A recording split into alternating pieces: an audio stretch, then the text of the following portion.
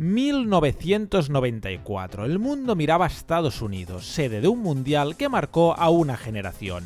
Era el desembarco definitivo del fútbol en un país acostumbrado a otros deportes, y durante aquel verano los mejores del planeta se reunieron allí para escribir un campeonato inolvidable. Lo que nadie imaginaba es que 2 años después, ese mismo escenario volvería a vibrar con la misma intensidad, en los Juegos Olímpicos de Atlanta 1996. El fútbol, esa disciplina que casi siempre queda en un segundo plano dentro del programa olímpico, vivió una edición irrepetible, una edición que desafió todos los pronósticos. Porque aquel torneo reunió a equipos formidables, partidos de una calidad inesperada, y sobre todo a una constelación de jóvenes que definirían el fútbol mundial durante los siguientes 10 años. Futuras estrellas que, sin saberlo, estaban dando sus primeros pasos en un escenario que acabaría siendo legendario. Aquel no fue un torneo más, fue, quizá, la competición olímpica de fútbol más potente y talentosa que jamás se haya disputado. Una edición donde el futuro del fútbol se concentró por unos días en suelo estadounidense. En aquel torneo se dieron cita selecciones que, vistas con perspectiva, parecían auténticas enciclopedias del fútbol moderno. España llegaba con una generación brillante, Caranca en la zaga, Iván de la Peña dibujando el juego, un joven Gaizka Mendieta y 2 delanteros destinados a marcar época, Raúl González y Fernando Morientes. Francia presentaba un centro del campo temible con Claude Makélélé y Robert Pires. Italia, fiel a su tradición defensiva, aparecía con 2 talentos que acabarían siendo leyenda, Alessandro Nesta y Fabio Cannavaro, acompañados por Del Vecchio en ataque.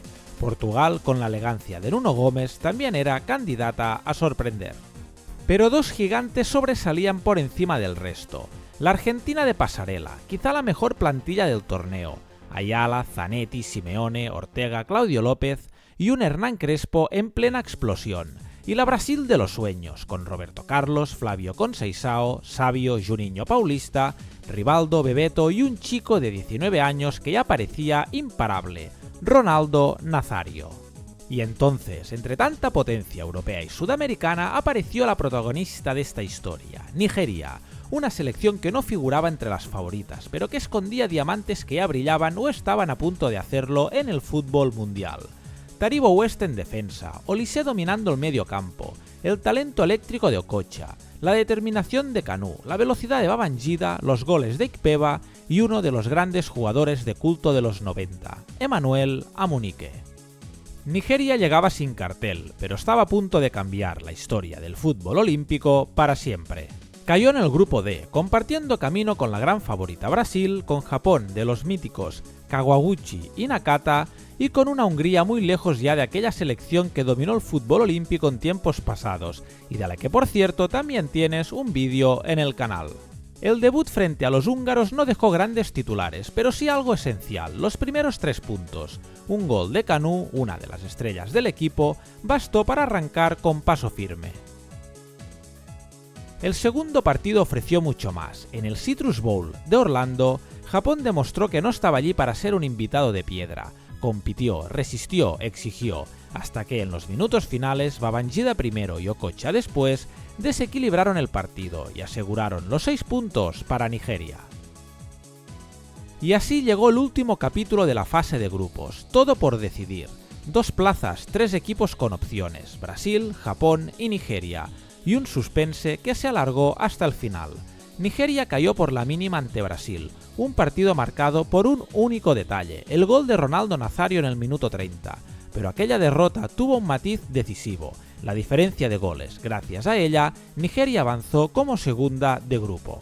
La aventura africana seguía viva, lo mejor estaba por llegar.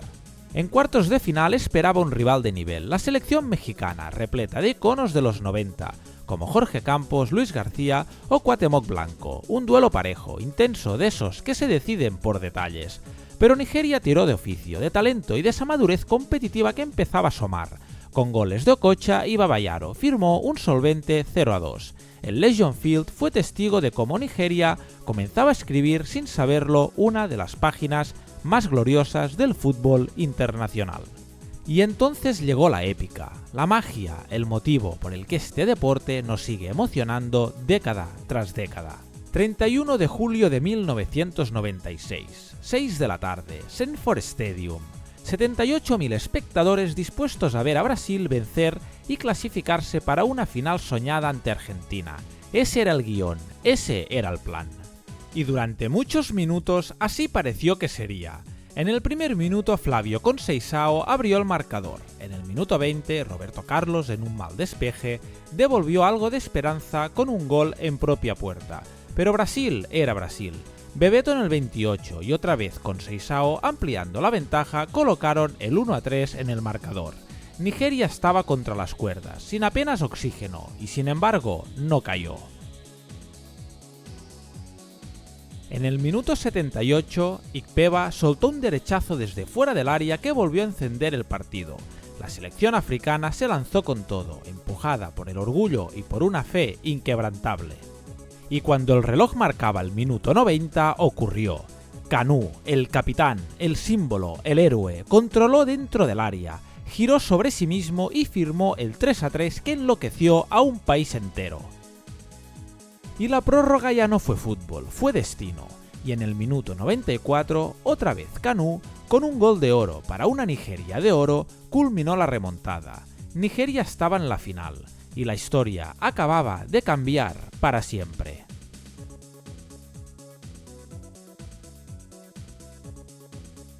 ...3 de agosto de 1996... final olímpica, Nigeria contra Argentina...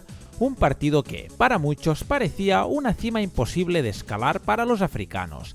pero esa Nigeria ya había demostrado que no había imposible que la detuviera.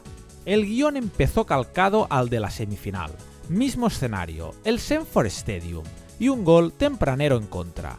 A los pocos minutos, Claudio López adelantaba a Argentina y dejaba claro por qué los albicelestes eran la otra gran favorita al oro. Sin embargo, Nigeria no se descompuso. Con paciencia y carácter encontró el empate en el minuto 28 gracias al mítico exjugador del Chelsea, Babayaro. Con el 1-1 se llegó al descanso. El inicio del segundo tiempo golpeó duro. A los 5 minutos, Hernán Crespo convirtió desde los 11 metros y devolvió la ventaja a Argentina. Ahora sí parecía que solo un milagro podía permitir a Nigeria levantar otra vez un partido ante una potencia mundial. Pero esos Juegos Olímpicos estaban destinados a teñirse de verde. En el minuto 74, Amokachi silenció a los aficionados argentinos firmando el 2-2 y abriendo un nuevo capítulo de esperanza. Nigeria, una vez más, se aferraba a la épica. Y entonces llegó el minuto 90, ese minuto que ya formaba parte del ADN de esa selección. Emmanuel Amunike sorprendió para marcar el definitivo 3-2, un gol de oro, un tanto que cambió la historia. Nigeria se coronó campeona olímpica en Atlanta 96, convirtiéndose en la primera selección africana en conquistar el oro en la disciplina del fútbol masculino. Un hito legendario, una gesta irrepetible y para siempre un recuerdo imborrable en la memoria del deporte rey. Esto es El Día del Balón, tu canal de confianza sobre historias de fútbol retro que van más allá de los grandes equipos y grandes nombres. Si quieres apoyar el canal ya sabes que te puedes suscribir. Muchas gracias por ver el vídeo y hasta la próxima, camarada.